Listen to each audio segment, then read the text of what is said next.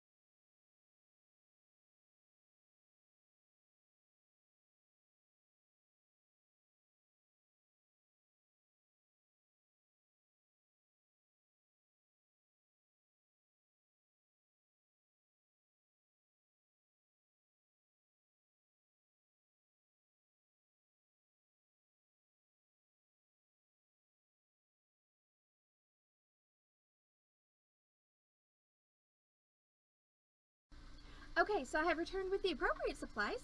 2 beads that actually fit my wire. Hi Mandy, hi Lori. Happy Thursday everybody. Just a real quick reminder, this is going to be our last tutorial for this week because I am running away on vacation. We will be dark tonight and we will not be back on stream until Wednesday of next week. Sorry, not sorry. I'm gonna miss you all, but oh Lord, do I need this vacation.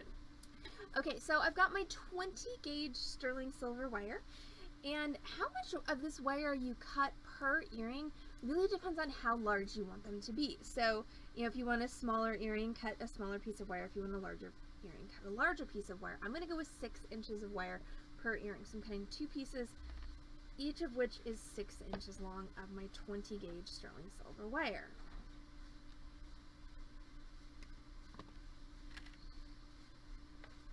Now comes the torchy bit.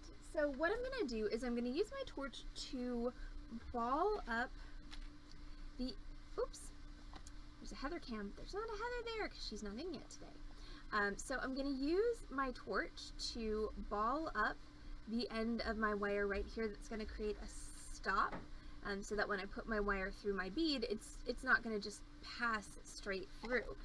So this is where your tweezers, cross-locking tweezers, regular tweezers, or pliers are going to come into place. I'm going to take my wire and I'm going to insert it into my tweezers, and then I'm going to take my torch, I'm going to set it on my work surface, and I'm going to ignite it. Okay, so there's my flame. Now what I'm going to do is I'm just going to drop my wire into my flame, and ideally what's going to happen here is my flame's going to melt the end of the wire and it's going to start to create a ball. So this is, you know, what happens when metal liquefies, surface tension and all that. So there we go. So now I have a ball at the end of my wire. Now, this wire is now extremely hot. So, do I want to put this wire down on my paper work surface? I absolutely do not. If I were a smart person, I would have actually brought a bench block over to put this on, but for now, I'm just going to set it on top of my metal file, which I'm pretty sure is not going to spontaneously combust from the heat of my wire. And then I'm going to do the same thing with my second piece of wire. So again, 20 gauge wire, sterling silver, and 2 pieces at 6 inches each is what I cut. So where I'm dropping my wire is right outside the blue cone of my flame. That's the hardest, not hardest, excuse me, it's the hottest part of my flame. And just drop it in that flame and just let it sit. You can see it getting red. And then eventually what's going to happen when it gets hot enough is it's going to start balling up. There you go, see? So literally the surface tension of that molten metal will cause it to creep up and form its own little ball just like that. That one over there to cool. Alright, so now I have my ball. So this is the first one that I made. So this one's cool. Hi, Cindy. Yes, torches are awesome. We love torches. We love torches on the Beading Dream stream. We love torches not on the Beading Dream stream. We just love torches all the time. So this thing that I've made here is what's called a ball pin or ball head pin. So you can do this with basically any wire, anytime that you want to create a head pin if you either don't have a head pin available to you, or you just want the decoration of a little ball. Now, you may have noticed that this ball at this particular moment is really charred up and kind of nasty looking. This is where our steel wool comes into play. So I'm going to take my steel wool and I'm just going to put my ball pin down on my work surface. I've got a paper towel down there just so that I don't get steel wool schmutz all over my work surface. And I'm just going to use my steel wool to scrub that pin. And of course my paper towels are not doing wonders here. Extra piece of paper instead. That's looking better. So I'm just going to scrub this. Now, if you wanted to bust out your pickle pot and everything, you could absolutely throw these in the pickle pot, then you can throw them in a tumbler, and, you know, in a day or so you'll have some beautifully polished ball head pins. When I'm just balling up head pins like this, I'm not going to lie, I tend to be lazy. So I'll just steel wool them to the point where they're not quite so full of black crud and call it done. But that level of cleaning up that you're going to do is totally up to you.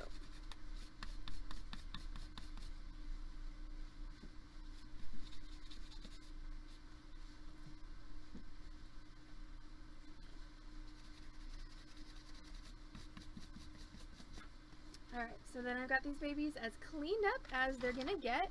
When I'm doing an earring or anything like this with a ball pin, I really like just kind of the organic look of everything, so I don't usually put a whole lot of effort into cleaning them up. So that's literally the amount of cleaning up that I did. So what I did is I steel wooled off, you know, the majority of the black stuff and made them a little bit shiny, and that's enough to make me happy. But again, if you want them shinier, you can pickle them, you can tumble them, you can polish them using a buffing wheel, you can steel wool them more assiduously than I did. That's really 100% up to you. But now the making of the earring is 100% simple after this. I'm just going to take my pin, put it through my crystal point. This is where a chain nose pliers is helpful. Haha, hey Pam! Yes, this is lazy. This is a lazy no pickle project. Because it's not technically a Torch Thursday. It's, I'm cheating on the Thursday afternoon stream and using a torch anyway. But it's not supposed to be a torch project, so it's a torch light project. Okay, but seriously?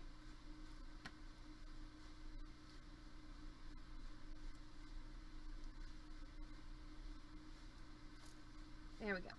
Alright, so I'm going to pull that all the way through my crystal point, and then so that my ball that I just made is resting right up against the hole of my crystal point, and then I'm just going to take my thumb and I'm going to bend that wire up against the other side of the hole of my crystal point. Now I'm going to do that with my other crystal point as well.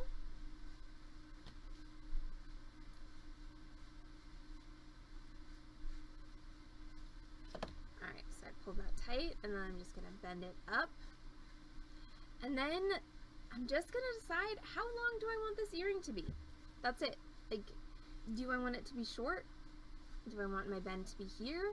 Do I want it to be long? Do I want it to be extra long? I think extra long is, you know, a little much, but I'm going to go with, since these crystal points are fairly long to begin with, I don't think I want to go too long up here, so I'm going to go with, I want to go about, call it 3/4 of an inch above the top of my crystal. So I'm going to take my marker, and I like to bend these back like so. So what I'm doing is I'm bending from the side of the crystal where my wire is exiting back towards the side of the crystal where my ball pin is. Now you can reverse this. You can absolutely take this and bend it the other way as well. That's 100% up to you. And then of course we want to make two earrings that are relatively similar in length. So I'm just going to hold those against each other and bend this one as well. And then obviously this is way more wire than we need on the bottom side of our earring, so I'm going to trim my wire. I do like a bit of a longer wire, especially since we're in scarf season now, so I feel like a longer wire sometimes tends to help hold better in your ears. So I'm just going to trim this, and that's about 1/2 inch down below where my ball pin is. And then here's a huge important thing when you're making earrings that have integrated ear wires, or when you're making your own ear wires, period. You have to file or sand the ends of your ear wires. Otherwise, your ear wires are going to lacerate your ears when they go through. It's going to be very uncomfortable. And God forbid you're giving these away or selling them. Like, your recipient is not going to have a pleasant experience. So I've got a file. You can do this with an emery board, or you can do it with, of course, a piece of 320 grit sandpaper. But the main thing is where I've cut here, you can actually see it on camera. It's a little bit jaggedy. So all I want to do is I just want to smooth that down. So what I'm doing is I'm just flattening that end out with my file, and then I'm going to kind of round my ends as well. So I'm taking something that's kind of flat cut and jagged and turning it into something that's more sort of rounded and dome shaped. I'm going to repeat that for my second earring.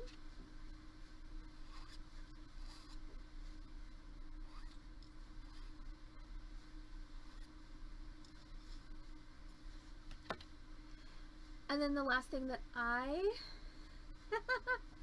says Mandy, the stab is what reminds her that she's alive. This is the woman who, when she first learned to make ear wires, thought that they should be filed to a point, because you're supposed to apparently re-pierce your ears every time you put an earring in. So now the last thing I'm going to do is sort of fix the shape of this. So I like, personally, these sort of wires to be running parallel. And then I also like a little kick out at the end of my ear wire. So that means I'm going to take my chain nose pliers, I'm going to grab the end of my ear wire, and I'm going to, you totally did, I'm going to kick it out like so. 100% can confirm you did that in the early days of your ear wire making career. And there we have it. That's our ball pin earrings. One of the absolute simplest things you can possibly make, yet they look so cool if you happen to have some crystal points on hand. Again, this is a really great last minute earring if you have a torch on hand, 2 crystal points, and you don't even need a foot of 20 gauge wire, because I cut a solid 2 inches off of each, so you really only need 8 inches of 20 gauge wire for this, and you've got a really awesome pair of earrings that you can give to anybody, and literally they will think that you bought them at some expensive floofy ass boutique, when in fact you made them yourself. So thank you all so much for hanging out with us on the Beading Dreams lunchtime stream. Pam, I'm sorry you missed last night, but yeah, last night was also a very abbreviated stream because we had some weather coming through Dallas. And so we wrapped up early last night, so there's not a whole lot, but yeah, watched last night, message Heather. Thank you all so much for hanging out with us on the Beading Dreams lunchtime stream. Again, I'm running away. I'm leaving all of you. I'm abandoning you. Yep, I'm vominosing. So we'll be dark tonight through next week. We will be back on Wednesday on this channel, twitch.tv/beadingdream, with another fun tutorial. It's going to be, I believe, a wire wrapped necklace tutorial, if I remember correctly. So thank you all so much for hanging out with us on the Beading Dream stream. Thank you for supporting small businesses in general. Of course, thank you for supporting our small business in particular. And thank you for watching me make these ball pin earrings. So everyone have a fantastic rest of your Thursday. Have a great night. Have a great weekend. And I will see you all back on this channel, twitch.tv/beadingdream, Wednesday at 6 p.m. Central Time, with a tutorial followed by a live sale. Everyone take care. We'll see you soon.